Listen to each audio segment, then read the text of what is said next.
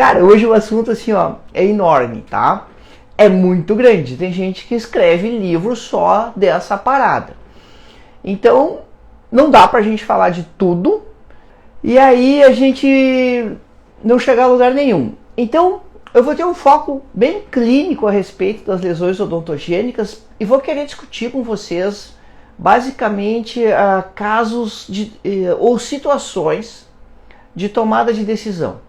Quando você normalmente surpreende a lesão, normalmente você surpreende essas lesões odontogênicas como sendo um achado radiográfico.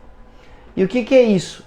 Você pede a radiografia para fazer qualquer coisa, para ver dente incluso, para fazer o planejamento ortodôntico, para fazer o planejamento de implantes, e aí você é surpreendido com uma imagem lá que não estava no script, e era sintomático, o paciente não sabia que tinha, ninguém sabia que aquilo existia. E por isso que a gente chama de, ou a gente descreve isso como um achado radiográfico. A radiografia foi feita por qualquer indicação clínica, qualquer razão do mundo, e você se depara com aquela imagem. Às vezes, ela é grande, ela é assustadora, às vezes ela é uma imagem pequena que pode ou não estar associada a algum dente, e você tem que decidir qual é o rumo que você vai dar para o caso, decidir como avançar no processo diagnóstico, decidir como você vai dizer isso para o paciente, como você vai explicar para ele, e aí vem todo um envolvimento, um processo. Então, esse vai ser o foco principal da nossa conversa hoje. A gente vai discutir muito em cima de imagens, né, em cima de radiografias, esse processo de condução do caso, de decisão do paciente, quando você está frente a uma dessas lesões odontogênicas. Como é que você vai encaminhar o diagnóstico? Como é que você vai encaminhar a solução definitiva para o paciente? Quando é que você pode controlar? Quando é que você precisa intervir necessariamente? E principalmente, quais as coisas que você não deve fazer, quais as coisas que você não pode fazer. Primeira coisa, eu gosto muito dessa área, assim, eu gosto muito de estudar isso, eu acho muito desafiador o diagnóstico diferencial dessas lesões. E acho muito desafiador também escolher a forma de tratamento. Também é muito importante a decisão dos dentes que estão relacionados à lesão, né? Se você tem que condenar os dentes, se os dentes podem ficar ou não. Então, tem tudo a ver com a odontologia em si. E lesão odontogênica está relacionado à memória que as células têm lá da formação dos dentes. Então, se você sabe embriogênese dentária, uma parada que a gente aprende lá no primeiro ano da faculdade, quiçá no segundo, então acaba ficando para trás nas nossas prioridades, nos nossos conhecimentos. Mas se você tem uma boa noção de embriogênese dentária, se você lembra disso, se de vez em quando dá uma revisada lá nas fases da formação do germe dentário, cara, você domina lesões odontogênicas muito mais do que a média dos nossos colegas. Porque as lesões, elas vão mimetizar essas fases lá da formação do dente. E a gente divide isso em dois grandes grupos. A gente, nesse caso, a Organização Mundial da Saúde. Ela tem uma classificação para esses tumores, né? É um livrinho, chama lá Histological Typing of Odontogenic Tumors, que um grupo de notáveis revisa periodicamente essas lesões. Porque algumas são muito raras, o conhecimento vai avançando, então a gente fica sabendo mais a respeito dessas lesões odontogênicas e por isso essa classificação ela é revisada. Mas ela é revisada a grandes intervalos de tempo. Fica muitos anos entre uma revisão ou outra. Se não me engano, a primeira vez que essa classificação foi publicada foi em 1971 e de lá para cá foram só 4 revisões. Então isso é um conhecimento assim estável, né? Ele é revisado, mas ele é estável. E esse conceito de você fazer essa relação vem daí então, das lesões com as fases da embriogênese dentária e com 2 grandes grupos, os cistos e os tumores. E aí, isso é uma classificação de patologia geral, né? Você tem um tumor quando você tem uma lesão sólida, e você tem um cisto quando você tiver uma cavidade patológica, que é parcial ou totalmente revestida por epitélio, contendo líquido dentro, ou ceratina, ou qualquer outra coisa. Mas o conceito fundamental do cisto é que você tem uma cavidade patológica, para diferenciar então de seio maxilar, até da boca, porque a boca é uma cavidade revestida parcialmente por epitélio, só não é revestida por epitélio aonde nós temos as superfícies dos dentes. Então o conceito parece simples, mas tem toda uma lógica atrás dele, né? Tem toda uma lógica atrás dele e também essa lógica vai refletir na maneira que você vai tratar. Então, se você lembra lá que o cisto tem um mecanismo de crescimento, que precisa acumular líquido dentro dele, porque as células descamam, e aí aquilo fica muito concentrado de proteína, vai entrar líquido intersticial para diluir aquele meio muito concentrado de proteína, você precisa quebrar esse mecanismo. Quebrar esse mecanismo que a gente chama patogenia da cavidade cística, que é o mecanismo pelo qual o cisto cresce, e isso você quebra abrindo essa cavidade. Aí você pode ir adiante na questão do tratamento e já tirar tudo de uma vez só, ou existe uma opção de tratamento, uma opção de técnica aí que você vai abrir parcialmente e vai deixar aquilo aberto. Sim, vai deixar aquele cisto aberto, comunicado com a boca, fazendo o que se chama uma cavidade acessória, e essa técnica se chama marsupialização. Tem casos que vai estar indicado fazer isso, e aí com o passar do tempo, e demora, pessoal, demora, a marsupialização é uma técnica lenta, vai começar a formar osso de novo e aquilo vai diminuindo de tamanho. Quando você tem os tumores, você não tem essa opção de marsupialização, porque é uma lesão sólida, não tem esse mecanismo da patogenia da cavidade cística para ir crescendo, e você vai ter que escolher uma técnica de cirurgia para remover. Então, olha só, você vai ter que primeiro confirmar essa parada do diagnóstico, porque essa parada do diagnóstico vai te determinar as opções de tratamento e também vai te determinar a questão se os dentes que eventualmente estão envolvidos, eles podem ser preservados, eles são passíveis de serem mantidos ou eles vão ter que ser eliminados por causa da lesão. Tem aquelas lesões que você precisa já desde o início ser mais agressivo. Então a definição do diagnóstico é que vai te dar o parâmetro para a escolha do tratamento que você vai fazer. A maioria das lesões elas vão ser radiolúcidas. Você vai ter algumas lesões odontogênicas que elas são radiopacas.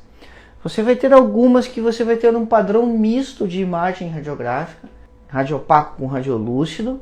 E você vai ter aquelas que são predominantemente radiolúcidas, que é a maioria delas, é o maior grupo das lesões.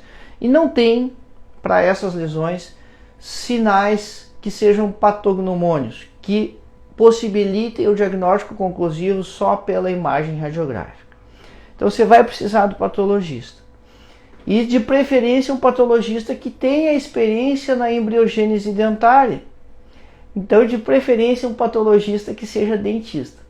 Eu sei que não é fácil achar. Eu sei que são poucos patologistas dentistas disponíveis no mercado. A maioria dos patologistas está vinculado a universidades, dos que são dentistas. Em grandes laboratórios de patologia, dificilmente você tem um dentista lá para fazer o exame.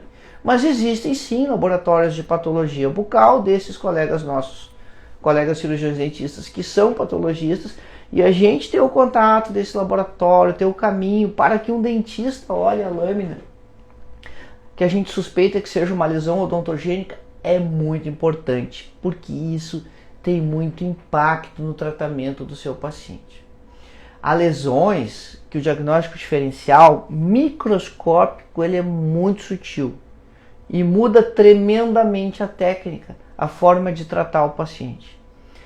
Por exemplo, se você tem lá um fibroma ameloblástico, um ameloblastoma, a diferença está só no tecido conjuntivo desse tumor. As ilhas lá do epitélio odontogênico elas são muito parecidas. Um deles forma uma cápsula, você remove ele curetando de forma conservadora.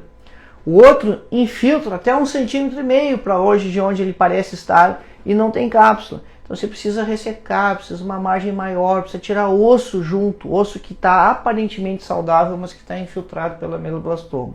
Então isso é uma diferença ali muito sutil, mas uma é uma técnica absolutamente conservadora e outra é uma técnica agressiva que mutila o paciente. Por isso que é importante você ter um patologista que conheça embriogênese dentária, conheça a formação dos dentes. E invariavelmente ninguém conhece mais a formação dos dentes que os dentistas. Então busque esse contato onde você está aí na sua região, na sua área de trabalho, né? Veja como você pode fazer para encaminhar esses materiais quando você suspeitar. Existe um dado muito antigo, um dado do século passado, que 30% dos ameloblastomas começaram a partir de um cisto dentígeno. Então você pode estar pensando, né? Eu nunca vi um ameloblastoma, não aparece muito, é muito raro. É relativamente raro, sim, é difícil de ver ameloblastoma, mas com certeza você já viu muitos cistos dentígenos, porque esses são bem frequentes.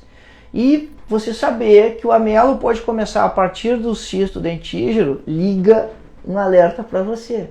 Então você tem que ter o material lá que foi removido do cisto dentígeno, examinado por um patologista com experiência nisso, para justamente você não correr o risco de estar deixando passar um ameloblastoma inicial ali. Gente, porque essa lógica de lesão no início, ela vale sempre para tudo, né? Todas as situações, quando você começa a tratar ou começa a abordar no início, a solução é muito mais simples, é muito mais fácil. Então, vamos começar a ver aqui, discutir em cima dos casos. Para resolver um problema dentário ali e aparece essa imagem associada ali. Gente, quando você tem uma imagem radiolúcida que aparece, que ela não está relacionada ao dente ali, ela só é vizinha do dente, você pode pensar no que você quiser. Nesses casos assim, que você não tem associação direta com o dente, uma lesão unilocular, é mais provável que seja um cisto residual. É mais provável, mas não quer dizer que seja. A gente sabe que cistos, eles continuam crescendo, mesmo que muito devagar. Então, essa é a primeira razão já para você não perder tempo com isso e você planejar a abordagem disso aqui. Você vai ter que mexer nisso. E como é que você vai fazer para mexer nisso? Aí você aborda. Tá, se tiver conteúdo líquido, você já vai saber durante o procedimento ali que era cístico, mas tem que tirar, porque senão aquela cápsula se restabelece e com o passar do tempo ele vai voltar a crescer. Posso puncionar aquela lesão ali antes? Pode, se você suspeita que ela é uma lesão vascular. Mas é importante você saber que puncionar a lesão não é tratamento. Puncionar a lesão é uma manobra semiotécnica para você ter ideia do que você está enfrentando, o que tem ali dentro. Se tem líquido ou se ela é uma lesão sólida, mas isso não é para tratar, né? Você não vai puncionar na expectativa de descomprimir o cisto e resolver o problema, porque não vai. Ele vai voltar a desenvolver, ele vai voltar a crescer. Então, tem a discussão acadêmica aqui, né, se o cisto residual ele seria um cisto odontogênico, porque ele se originou a partir lá dos restos epiteliais de Malassez, né, o cisto residual se originou a partir de um cisto apical, onde o dente foi removido e o alvéolo não foi curetado, esse cisto ficou lá dentro, o dente não existe mais, e aí ele está crescendo. Mas isso a gente só vai saber depois, nesse momento a gente vai só suspeitar. E um outro lance aqui, ó, é difícil você ter um cisto residual assim tão alto. Normalmente ele está mais dentro da mandíbula, né? Ele não está tão perto da crista alveolar ali, embora isso possa acontecer. Então aqui, ó, está decidido, tem que mexer. Tem que mexer porque precisa saber o que quer. Tem que mexer porque isso tende a crescer, seja lá o que for. Segundo ponto, posso fazer uma mexida mais conservadora? Gente, sinceramente aqui, agora falo cirurgião, né? Mexida conservadora, tipo marsupialização, essas coisas, isso é para coisa grande, meu. Quando é lesão pequena assim, você faz um retalho ali e resolve de vez a parada. É mais fácil do que colocar 2, 3 implantes num paciente. É mais fácil que fazer uma exodontia nesse caso. Ah, talvez tenha que fazer osteotomias. Poxa, gente, fazer implante também tem, né? E ali você precisa ser muito menos cuidadoso com a sua osteotomia, porque ali você não está preocupado em ter osteointegração. Você está preocupado em criar o espaço para poder remover a lesão. E aí, então, feito isso, o que você vai encontrar lá? Essa aí já é a imagem lá do patologista, né? A foto que ele deu de presente quando ele estava fazendo a macroscopia dessa peça. A gente não corta a peça no consultório, a gente manda ela inteirinha para o patologista. Ah, mas perfurou, partiu. Bom, é outra história. Acontece de perfurar, partir. Mas no consultório a gente não corta para ver o que tem dentro, porque você tira a oportunidade do patologista escolher o lado que ele vai olhar na lâmina. Isso chama o plano de corte. Então deixa para ele fazer lá. Se você quer muito saber o que tem dentro, você combina, vai lá ou pede uma foto para ele, que nem eu fiz aqui. Ele mandou depois a imagem, a gente já vê que tem a cavidade ali, que é no cisto. Então, você sabendo que é um cisto, 90% de certeza que seu caso está resolvido. Mas ele vai olhar lá no microscópio, né? Vá que seja um amelo, que seja qualquer outra coisa que estava acontecendo aí. E é por isso que é tão importante essas lesões aí, você ter o exame histopatológico para você ter segurança do diagnóstico. Para aquilo que você achava que era, você ter certeza que era mesmo. Para não voltar daqui 1 ano, 2, o paciente com uma lesão grande ali, porque a gente não tirou tudo, ou a gente tirou, só que não ficou sabendo o que era, não fez o acompanhamento que tinha que ser feito. Bom, aí talvez aquela situação mais frequente que apareça no consultório seja justamente quando você está investigando dentes inclusos, né? E aí você faz a radiografia do siso e aparece aquela área radiolúcida ali associada à coroa de um dente. A área radiolúcida associada à coroa do dente, você pensa primeiramente em cisto dentígero. Cisto dentígero quer dizer contendo dentes, isso que quer dizer dentígero. Está relacionado ali até a cervical, né? E é bem onde o folículo pericoronário insere. Então o que acontece aqui, né? Começa a ter degeneração do folículo pericoronário. Muitas vezes isso acontece espontaneamente, muitas vezes o paciente vai contar que teve episódios recorrentes de pericoronarite, e aí você tinha um estímulo inflamatório, essa pericoronarite acabou estimulando o folículo ali a crescer, a proliferar e começou a ter líquido. Então, no cisto dentígero, uma das paredes é o dente. Se você mandar uma imagem como a do caso de antes para o patologista e receber o diagnóstico de cisto dentígero, ele errou. Por que ele errou? Porque precisa ter dente. Se não tiver dente, não pode ser dentígero, como no caso anterior. Pode ser cisto, cara, e aí a lista de cisto ela é muito grande. Mas assim, tem esses critériozinhos importantes para a gente firmar. Por que é importante esse diagnóstico diferencial? Porque a gente já citou que 30% dos amelos, estatística do século passado, começam como cisto dentígero. Como é que você define o cisto? Tá? Você tem uma cavidade revestida parcialmente por epitélio. Você sempre vai ter epitélio quando você examinar o folículo pericoronário. Por quê? Porque quando termina de formar a coroa do dente, você tinha lá o epitélio externo, o epitélio interno do órgão do esmalte, no meio aqui o retículo estrelado, a camada de ameloblasto, isso tudo colaba e forma lá o epitélio reduzido do órgão do esmalte. Então sempre tem epitélio. E quando você faz a abordagem e o patologista depois vai olhar o material, é difícil saber se aquele epitélio estava proliferando ou não em vários casos. Você não tem no microscópio a evidência de que aquilo estava crescendo. Então você comunicar o patologista que tinha cavidade cirurgicamente, que você percebeu o espaço lá, é muito importante. Então isso consolida o diagnóstico definitivo, consolida o diagnóstico conclusivo. Existem muitos trabalhos na literatura tentando definir qual é o tamanho para você chamar de cisto dentígero ou não a imagem radiolúcida associada à coroa. Se é 2 milímetros, se é 3 milímetros, se é 2,5 milímetros. Cara, não entra nessa parada aí, não entra nessa discussão. Você vai ter que remover. Aí você faz a remoção, se houver espaço ali que você viu, você informa o patologista, se não, você não informa, ou você informa que não viu, e aí vai para o exame histopatológico, vai para o exame microscópico lá, e ele vai definir se é no cisto dentígero ou não, se era só um folículo, ou se já era um amelo, começando ali escondidinho, como um cisto dentígero. Então, essa jogada final do diagnóstico conclusivo, ela vai acontecer pelo exame microscópico. Você precisa ter clareza que lesões odontogênicas assumem padrões radiográficos que são muito semelhantes e que não é conduta preservar, não é conduta fazer o acompanhamento desses casos. Aqui, você vai fazer um procedimento cirúrgico só, você vai remover o siso. Quando você remover o siso, você tira aquele tecido todo que está associado ali, manda examinar o tecido, não faz sentido mandar o dente junto. Mandar o dente junto para o laboratório de patologia não ajuda em nada, se esse dente chegar lá ele vai ser descartado. Se saiu tudo grudadinho, o tecido ali junto ao colo do dente, você quer mandar junto, não tem problema, pode mandar. Mas só para você saber que isso não tem ajuda, né? Isso não colabora lá para o diagnóstico conclusivo, para o diagnóstico definitivo. E se você receber um laudo de amelo, nesse caso, bom, aí vai ter que ampliar a margem ali, vai ter que controlar, muda toda a história. Se vier um laudo de cisto dentígeno, controla o paciente por alguns meses, né? O padrão clássico de controle de lesões pela Organização Mundial da Saúde é 5 anos, mas nem sempre você precisa controlar tanto tempo assim.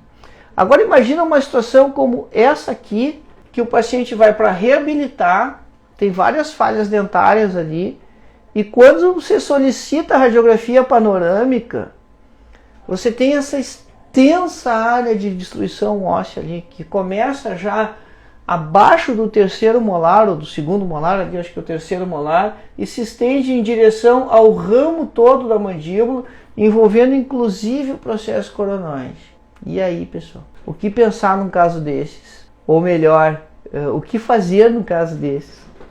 Então, também é um achado radiográfico. O paciente procurou para fazer a reabilitação e aí na radiografia panorâmica tem toda aquela área ali. O paciente tinha queixa? Não, não tinha queixa nenhuma. Assintomático. Não sentia nada, nunca sentiu nada. Aí você vai examinar de novo, né? Porque aparece uma imagem dessas, né? Pô, para aí, o que está acontecendo na boca? E você vai olhar a boca e não tem nada errado lá. Não tem expansão de cortical, não tem aumento de volume, a face está simétrica. Cara, isso é um grande problema dessa lesão, desse cisto. Isso é um cisto. A Organização Mundial da Saúde vive batendo boca, né? Já trocou de lugar na classificação várias vezes essa lesão, né? O ceratocisto odontogênico, também chamado de queratocisto. Mas por último ele voltou para a classificação dos cistos. Ele cresce sem expandir cortical. E ele cresce dando aquelas áreas multiloculadas ali que a gente chama de cistos filhos, que são essas múltiplas áreas, por isso ele tem esse padrão multiloculado na imagem. Isso é muito parecido, o aspecto assim de você olhar só a imagem, com um ameloblastoma. Mas acontece que o ameloblastoma expande cortical. Então esse é o primeiro detalhe importante lá no seu exame físico, na sua clínica ali, você vê que isso não tem expansão de cortical, não está expandindo o osso, e cara, pá, é uma lesão grande, é ruim. Sim, é terrível, mas é muito pior se fosse um ameloblastoma, porque o ceratocisto odontogênico, né, o cisto primordial, é um nome mais antigo que ele era chamado, ele é tratado de forma conservadora. A parada é que isso recidiva muito. Nos melhores serviços do mundo, com as melhores mãos operando esses casos aí, as estatísticas são sempre, repete o número aqui, né? As estatísticas são de 30% dos ceratocistos recidivam. Porque ele tem cistos filhos, porque ele tem uma cápsula muito delicada, ele rompe com muita facilidade. Então quando você aborda isso aqui, começa a soltar essa lesão aqui da cortical óssea, ela vai se rompendo, ela fica difícil. Mas aqui entra um detalhe muito importante. Nos casos anteriores, as lesões radiolúcidas eram pequenas. Você fazia uma abordagem e essa uma abordagem ela era diagnóstico e tratamento. Porque era pequenininho, você estava tirando a parada ali, estava associado ao dente incluso, você estava tirando o dente incluso e você estava resolvendo o caso. Aqui, as possibilidades de diagnóstico diferencial elas são maiores. Então, para você tratar esse caso aqui, você precisa ter certeza de que lesão é. E para você ter certeza de que lesão é, antes de você escolher a forma de tratamento aqui, você tem que fazer uma biópsia prévia. Então, uma lesão intraóssea que tem que ser feita uma biópsia parcial. Como é que faz isso? É simples. Faz um retalho lá atrás, um L aberto, um retalho angular, como você fosse remover um siso incluso. Você faz antes, né? A margem tem que estar aqui na frente de vertículo. Aí você levanta ali, vai chegar lá na área da lesão e vai tirar um fragmento lá, um pedaço da cápsula dela. Só um pedaço da cápsula. Só nessa abordagem aí você já vai saber a respeito do conteúdo. Porque um cisto daquele tamanho ali vai drenar um monte de coisa lá de dentro. Bota aspirador, né? Vai sair um monte de líquido lá de dentro. E no ceratocisto é interessante, né? Porque o líquido ele tem um brilho nacarado, assim. Parece madrepérola, sabe? Aquele brilho é bem fluido. Não é como ceratina de um cisto edérmico, epidérmico, né? E aquilo tem um brilho assim com a luz do refletor, sabe? Claro que isso aí não é para diagnóstico, né? É só um detalhe, uma dica, né? Mas quando tu vê aquele brilho, assim, isso sugere bastante que seja o ceratocisto. Aí você tira um fragmento ali de 1 centímetro, 1,5 centímetros, se dá para tirar mais melhor, se dá para tirar bastante melhor ainda, a gente deixa o patologista feliz e a gente vai ter o diagnóstico mais fácil, né? Para ele lá e mais conclusivo para nós. Aí, depois que você tem o diagnóstico definitivo, que isso é um ceratocisto, aí sim você vai planejar o seu tratamento definitivo. E aí, bom, gente, muitas possibilidades aqui. Existe uma técnica que foi muito desenvolvida em Porto Alegre pelo professor Manuel Santana, filho, que já é falecido, que ele utilizava crioterapia. Ele fazia a remoção da lesão, depois aplicava o spray ali, congelava aquela área, e isso diminuía drasticamente as recidivas. Você pode fazer a marsupialização, que é deixar isso aberto, e aí então vai descomprimir, vai quebrar a patogenia da cavidade cística, ele vai diminuir, e quando ele tiver num tamanho menor, você faz a cistectomia. Você remove tudo que sobrou ali da lesão.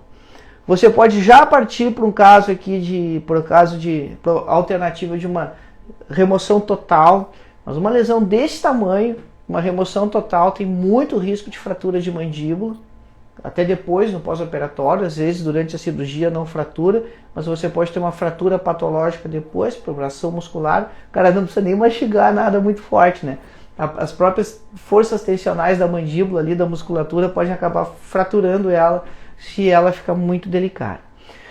Mas olha só, uma cirurgia dessas que você vai tirar tudo é um troço para cirurgião experimentado, de grande porte, tá? Gente que está acostumada ao rolo grosso, né? Gente que está acostumada a cirurgia hospitalar grande, complexa.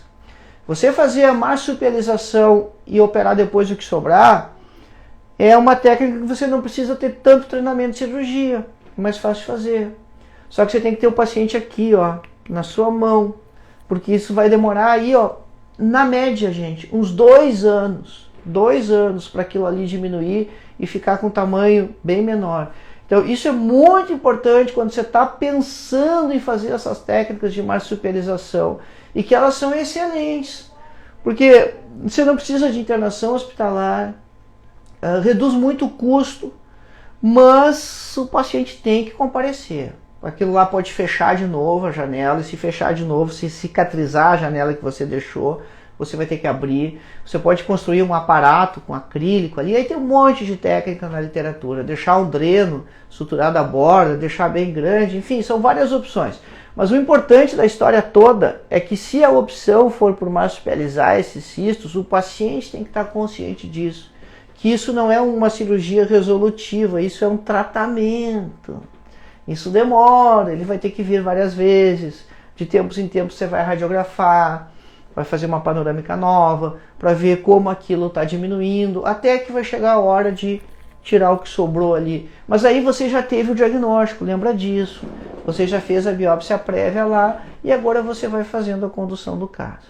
Então, é importante lembrar que isso reduz custos, né? Se você tem pouco recurso, o paciente, né, para internação e tal, e também isso é uma técnica mais simples do ponto de vista de execução, porque você não precisa ter um grande treinamento cirúrgico, ser um grande cirurgião experimentado para fazer um caso como esse aqui, que caso contrário, né, se você fosse optar aqui por fazer a remoção total de uma vez só aqui dessa lesão, sim, você precisaria ter um bom treinamento para fazer isso. E aí, esse é um paciente que vai ficar em controle por pelo menos 5 anos no seu consultório, porque a gente sabe, depois do tratamento definitivo, porque a gente sabe que ceratocisto sempre recidiva bastante. Veja outra situação, então. Olha só, uma menina, tá? 16 anos. 15, 16 anos. Veio para fazer os sisos. Aí você faz a panorâmica, tem essa imagem aí, né? Eu também, completamente assintomática, não tinha nada. E olha que interessante. No interior dessa imagem ali, eu coloquei setas que elas têm um contorninho branco e tem um contorninho amarelo. Aquelas que têm o contorninho amarelo, a que está para cima e para baixo, elas mostram ali o limite da lesão. Mas aquelas que têm o contorno branco, as que estão na horizontal, elas mostram 2 áreas muito estranhas na imagem aqui radiográfica. E o siso não está ali, ou aquilo ali é o siso, sei lá. Só que tem 2 áreas radiopáticas. Uma poderia ser o siso e a outra vai ser o quê? Não sei. Também você percebe que aquilo está expandido na linha oclusal ali, né, no plano oclusal. Você vê que aquilo está para cima. Então é diferente dos casos quando você não tem expansão de cortical, que aquilo ali estaria no nível, né? Bom, o fato de ser onde seria um dente ali, provavelmente uma daquelas imagens ali é a coroa, e você ter essa expansão de cortical, isso é bom porque isso leva a gente a pensar num cisto dentígeno. E cisto dentígeno a gente sabe que responde bem ao tratamento e tal. Mas pode não ser, né? Principalmente com essa riqueza de variações da imagem radiográfica ali, aquele padrão misto. Aí você começa a pensar naquela lista enorme, né, dos tumores odontogênicos, tem um monte de coisa. Aí você começa a pensar naqueles que tem padrão misto, tipo tumor de Pindborn, ou tumor odontogênico adenomatoide, mas esse está mais em canino. E olha o que você vê lá em cima. Você vê lá em cima já o dente removido, a cápsula da lesão. Então, como é a decisão aqui? Como é que você vai fazer a conversa aqui? E aqui a conversa não é com a paciente, né? Aqui a conversa é com a família. E quando é com o pai e com a mãe, sempre o pai e a mãe ficam muito angustiados quando o problema é com o filho. Não é uma lesão enorme como aquela. Você pode decidir aqui de várias maneiras como você vai conduzir o caso. Você pode pensar em fazer biópsia prévia e depois fazer a cirurgia definitiva. Você pode fazer e remover tudo, como a gente fez nesse caso aqui. Mas o importante é você conversar com a família das possibilidades. E como é que eu gosto de fazer essa conversa nesses casos assim? Nesses casos assim, eu gosto de explicar para o paciente ou para a família o seguinte: olha, a lesão não é grande. A gente vai remover toda ela, mas a gente não sabe o que é. Não sabe o que é porque o padrão radiográfico ali, a imagem ela não é clássica, ela suscita muitas dúvidas, você tem duas áreas radiopacas ali associadas, mas também, como ela é pequena, a gente vai fazer o retalho, vai abrir ali, vai tirar tudo que tem lá dentro. E aí isso vai ser examinado. E aí, dependendo do resultado do exame, a gente tem algumas possibilidades. Essas possibilidades são, primeira delas, está tudo resolvido, não precisa mais nada, acabou a história. É uma lesão tipo um cisto dentígeno, alguma coisa assim, e não precisa mais nenhum tratamento. A gente vai ter que acompanhar a cicatrização óssea, ver se está tudo indo bem. E quando você está falando que você vai acompanhar a cicatrização óssea, você está falando também que você vai estar acompanhando a possibilidade de recidiva da lesão. E é justamente por isso que a gente vai acompanhar a cicatrização óssea. Isso é muito importante, pessoal. Você não deve fazer essas cirurgias intraósseas aí e largar o paciente, né? Abandonar. Não, o paciente primeiro vai voltar, vai fazer aquele pós imediato ali de 7 dias, remoção de sutura, beleza? Mas depois você precisa que esse paciente volte em 30 dias para você ver se está tudo bem. Você vai decidir, dependendo do tipo de lesão, se você vai pedir a primeira radiografia de controle já imediatamente, nessa consulta de 7 dias, ou se você vai pedir essa radiografia de controle 30 dias depois. Mas ele tem que voltar e você tem que ter a radiografia de controle. E essa radiografia de controle ela não pode passar muito tempo, porque senão depois ela não serve para você comparar. Aí voltou em um mês, estava beleza. Ou com a radiografia agora, ou com a radiografia de 7 dias. Não importa. Mas é aí, é nessa janela aí de 30 dias. Por que é nessa janela de 30 dias? Porque a gente gosta de um mês, né? Não, cara, pensa bem. Pensa no processo cicatricial. Em 15 dias, o que acontece? 15 dias você teve o coágulo que virou tecido conjuntivo fibroso, esse tecido conjuntivo fibroso maturou e começou a produção de tecido ósseo primário. Em 30 dias você tem o início da produção de tecido ósseo secundário, começa a amadurecer. Daí para frente você vai ter alteração na imagem radiográfica, você vai ter mais radiopacidade ali porque tem mais tecido ósseo formado. Então, olha só que bacana isso, né? Como essa parada é legal. Quando a gente lembra assim das coisas da área básica, faz essas conexões, as coisas têm lógica. E as coisas tendo lógica, você faz as escolhas certas para o seu paciente. Bom, tava beleza nessa aí nos 30 dias, 3 meses agora. E se aquilo está diminuindo, maravilha. né? Senão você fica esperto, que não pode estar aumentando, né? Se está aumentando, para tudo, né? Tem que revisar o diagnóstico histopatológico, liga apavorado para o patologista, ó, o troço está ficando grande. De novo, né? Mas aí tem que reabordar. Mas não é isso que acontece, porque você tem já o diagnóstico, você sabe o que é que você estava tratando ali, você está com tranquilidade. Então, apesar de nós temos uma imagem que não é clássica, que não é típica, era um cisto dentígeno. Numa paciente bem jovem, um paciente de 15 anos, né, não é tão frequente você ver cistos dentígenos acontecendo assim. Você vê ali a coroa do dente, é só o que estava formado. Aquela área mais branca, circular do lado da coroa do dente, era a polpa. Quando a gente colocou o instrumento ali para tirar a coroa, a polpa soltou lá de dentro, ou seja, a papila dentária ainda, né? Ainda não é a polpa com a sua estrutura, e ali a cápsula inteirinha, mais 2 fragmentozinhos da cápsula. Então, um caso que é tranquilo, mas depois que a gente sabe a resposta. Um caso que é tranquilo, depois que a gente sabe o resultado, né? Depois que a gente sabe o que deu aqui no exame microscópico. Bom, e aí existem umas situações, né, que as coisas vão ficando mais complicadas. Imagina se você tiver aí um cisto desse tamanho, na mandíbula ali no 3º quadrante. Tá a coroa do dente lá, e olha o tamanho do rolo aí, porque você tem também um canino no mento. Você tem um canino no mento. E os outros 3 cistos são umas bombas. Cara, olha a confusão que é esse caso. Bom, é claro que quando você tem casos maiores, em todas essas situações, você não vai tratar isso só com a panorâmica, né? Você precisa sofisticar seus exames. Então, a conibinha aqui, ela é absolutamente indicada, você precisa ter mais exames, você precisa saber melhor do conteúdo dessa lesão, o que tem lá dentro, você precisa saber da relação com o dentário inferior, isso é muito importante. É certo que você vai ter parestesia aqui, mas você precisa saber, você precisa enxergar onde é que o canal mandibular está passando. Então você vai fazer, você precisa solicitar um exame por imagem mais detalhado aqui. De novo assim, ó, quando a parada é grande, você precisa fazer a biópsia prévia antes de escolher a maneira que você vai tratar. Então esse é um caso que também era um cisto. Só no abordar ali, tá o dente nadando lá dentro, a gente consegue ver ele aqui nas imagens da conibinha aqui mais inferior.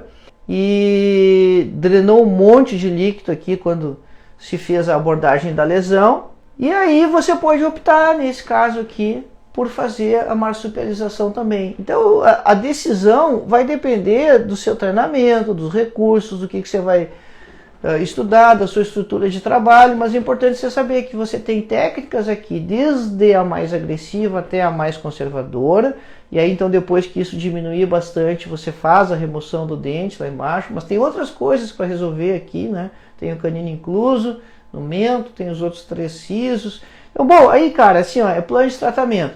Mas você tem que definir que lesão é, e isso você faz com a biópsia prévia, só depois que você fizer a biópsia prévia e os exames patológicos que você vai bater o martelo com a forma de tratar. Como é que eu faço essa conversa com o paciente também, né? No consultório. Eu digo assim, ó, olha, a gente sabe que você tem uma lesão aí que aparentemente é tal coisa, mas a gente precisa ter nome e sobrenome para ela. E nome e sobrenome para esse tipo de situação, quem dá é o patologista. Então a gente vai fazer uma cirurgia pequena aqui, retirar um pedacinho para fins de diagnóstico, isso a gente chama de biópsia. Biópsia é um procedimento cirúrgico. Às vezes os pacientes se confundem, né? E eles perguntam, o material vai para biópsia? Não, biópsia é o que você está fazendo, né? O que nós vamos fazer. Eu digo para ele, não, biópsia é o que eu vou fazer, é a cirurgia. O que vai ser feito depois é o exame histopatológico. Aí não sou eu que faço, é outro profissional, vai para o laboratório, assim como quando o seu médico lhe pede um exame de sangue. Não é ele que faz o seu exame de sangue, você vai para o laboratório lá, tira sangue lá. Aqui eu vou tirar o material, vou tirar um pedacinho ali. Mas o exame é feito por outro colega, que é o patologista. E isso não é a biópsia. A biópsia é o que eu vou fazer aqui, agora, ou depois, enfim, né? E aí então você define a forma de tratar. Então, uma mensagem muito importante da gente definir nesses casos aqui de lesões odontogênicas é você primeiro ter o diagnóstico conclusivo nessas lesões radiolúcidas. Agora olha só essa radiografia periapical.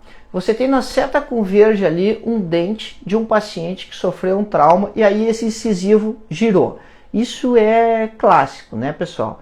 A criança bate o incisivo de leite, descido, e a raiz do descido desloca o germe dentário e você tem o permanente formado fora do eixo e às vezes com um ângulo significativo entre a coroa e a raiz depois desse trauma, porque ele foi deslocado pela raiz do dente descido. Na maioria das vezes esses dentes estão condenados, porque a formação da raiz fica anômala e fica com uma curva, então não tem como reimplantar ele. Mas olha que lance, olha só como é importante a gente observar as radiografias. Dá uma olhada aqui na imagem que está entre as setas vermelha e branca. Dá uma olhada nessa imagem aqui, mais para cá. Ó. Vê que tem outra coisa ali sobreposta.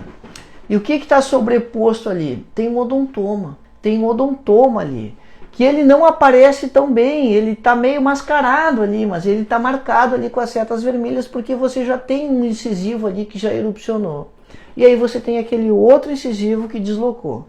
Então olha que surpresa, você faz uma radiografia para ver por que não nasceu o permanente ali, o incisivo, e você surpreende um odontoma associado a ele.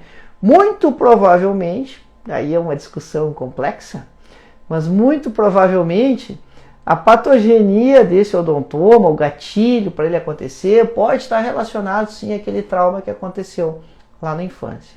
O odontoma condena o dente, sim ou não? Porque tem um odontoma ali, o dente precisa ser extraído. Posso manter o dente? Na verdade, olha só, lembra que eu dizia que os tumores odontogênicos copiam as fases da embriogênese dentária. O odontoma copia todas, ele lembra de tudo. Então ele se esgota, ele se exaure. Porque ele forma todas as estruturas mineralizadas que tem no dente, ele faz o processo da embriogênese dentária de ponta a ponta. Não consegue formar outro dente, né? Mas ele gasta todo o potencial dele ali. Então, ele tem um comportamento autolimitante, não condena o dente. Você pode manter o dente, desde que tenha valor estratégico. Não vai, você tem um odontoma associado ao 38 incluso, ao 48 incluso. Qual é o valor estratégico que tem? Nenhum, então tira o dente e o odontoma. Aqui, o que acaba condenando não é o odontoma por si, mas é que o dente não tinha condições, porque ele não tinha a raiz adequada, né? Não tinha como tracionar ele com a raiz que ele tinha para que ele entrasse em boca. Então, nesse caso aqui, você tem o aspecto aqui já da remoção e você já tem o dente removido ali. Então, veja como a raiz dele era curtinha. Então, com essa raiz aqui, não tinha como ele ser mantido.